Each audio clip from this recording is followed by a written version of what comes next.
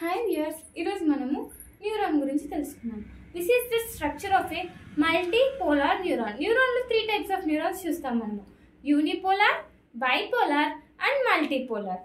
This is the structure of a multipolar neuron. న్యూరాన్ని ఏమంటాము అంటే structural and functional unit of nervous system అని అంటాం అనమాట.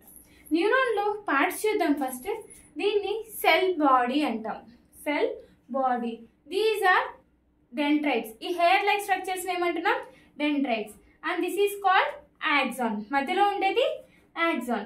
అటువైపు ఇటువైపు కవరింగ్స్ ఉండేది మైలిన్ షీత్. కింద బల్బ్ లాగా ఉండేది axon terminals. This is the structure of neuron. ఏం పని చేస్తాయి ఇవన్నీ తెలుసుకుందామా? First dendrites. డెండ్రైట్స్ ఏం చేస్తాయంటే ఇన్ఫర్మేషన్ని వేరొక న్యూరాన్ నుంచి తీసుకుంటాయి.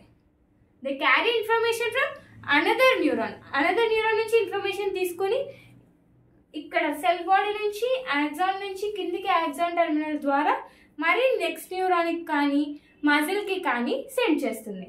నెక్స్ట్ ఆక్సాన్ చెప్పాం కదా ఇందాక, ఇంపల్సెస్ని క్యారీ చేస్తుంది. మైలిన్ షీత్ ఏం చేస్తుంది? ఇంపల్సెస్ క్యారీ చేసే వాటి స్పీడ్ని పెంచుతుంది.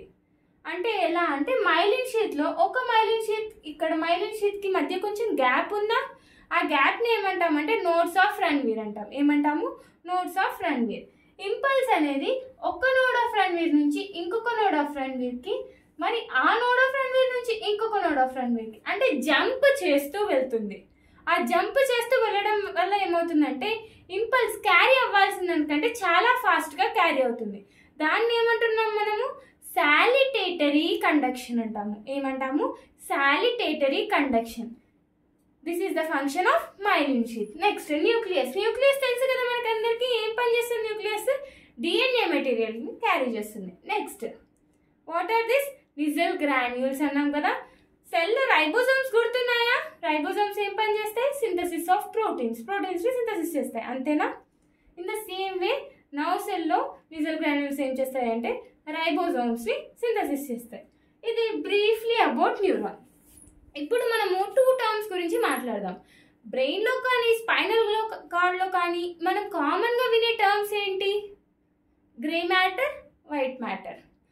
బ్రెయిన్లో అయితే గ్రే మ్యాటర్ బయట ఉంటుంది, వైట్ మ్యాటర్ లోపల ఉంటుంది. స్పైనల్ కార్డ్లో అయితే గ్రే మ్యాటర్ లోపల ఉంటుంది, వైట్ మ్యాటర్ బయట ఉంటుంది అని చెప్తూ ఉంటాం. అసలు గ్రే మ్యాటర్ అంటే ఏంటి, వైట్ మ్యాటర్ అంటే ఏంటి ఈరోజు తెలుసుకుందాం మనం.